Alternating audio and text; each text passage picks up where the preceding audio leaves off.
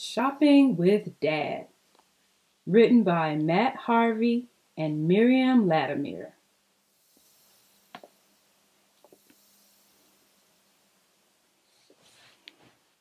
Mom made a list and she gave it to us, to me and my dad, and we went on the bus. We got off the bus at the stop by the shop.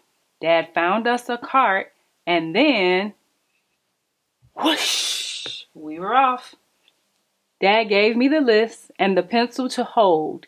He said, if you're good and if you do what you're told, you can cross out the things from the list as, hey, wait. I had already started, so he was too late. That was silly, he said. Now it's quite hard to read. The list tells me all of the things that we need. He read it and laughed and said, listen to this. Your mom put some very strange things on the list. Weatherbread, Dangerjam, Evergreen eggs, Octopus underpants, spider's legs, well-behaved otter water, extra clean germs, strong anti-grump pills, and a bucket of worms. I laughed and asked, does it have normal things too? It does, said my dad. And here's what we'll do. But I didn't listen because I was excited, because Mommy was funny and I was delighted. So I ran and I ran and I ran and I ran and I ran and I ran and bumped into a man who was stacking up cans at the end of the aisle, who said, whoo there, and steady, and gave me a smile. I said, I'm very sorry.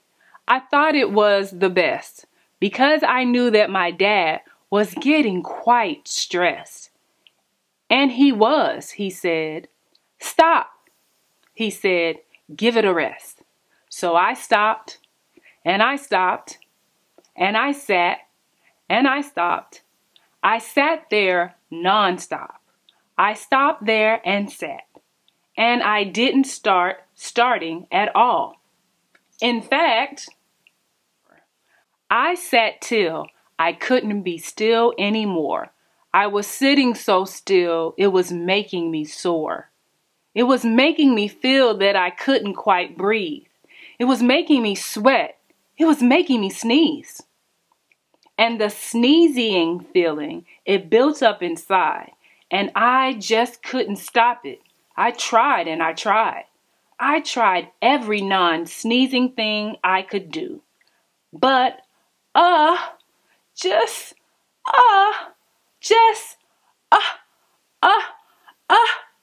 chew. That sneeze was fantastic. It made my dad jump. And his jump gave the woman beside him a bump. And she went, "Arr!"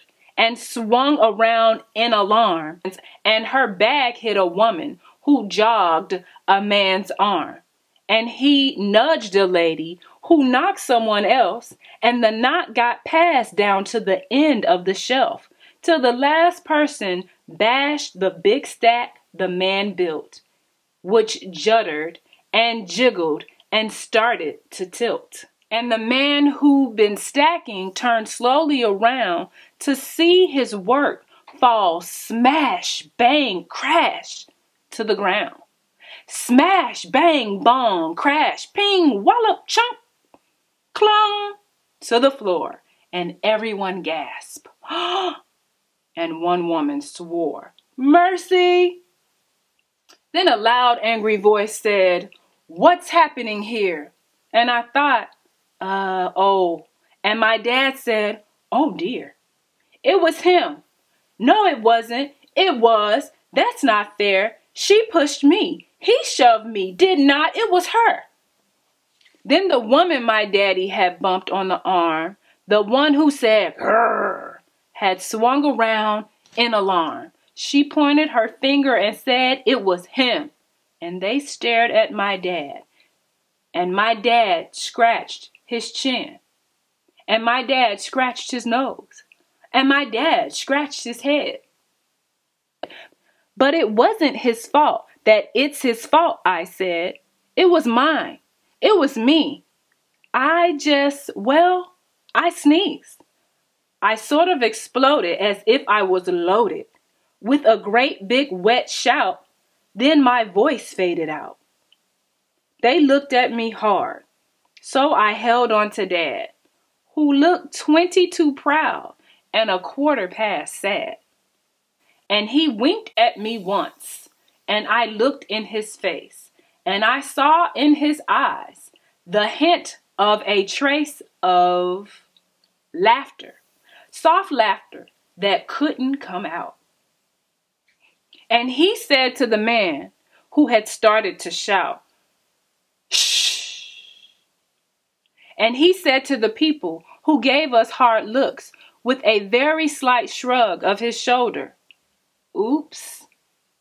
Accidents happen. It's always a shame. But when push comes to shove, there's no one to blame. Then my dad got down on his knees in the store, and he started to pick all the cans off the floor. The woman knelt too. She said, "Right, you're not wrong." Then everyone joined us. It didn't take long.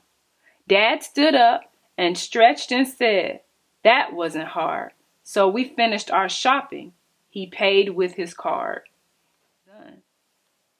We went home and Mom gave us a hug and a kiss. She said, "Did you get all of the things on the list?" Dad told her what happened. He made it sound fun, and she laughed and said, "Very well done."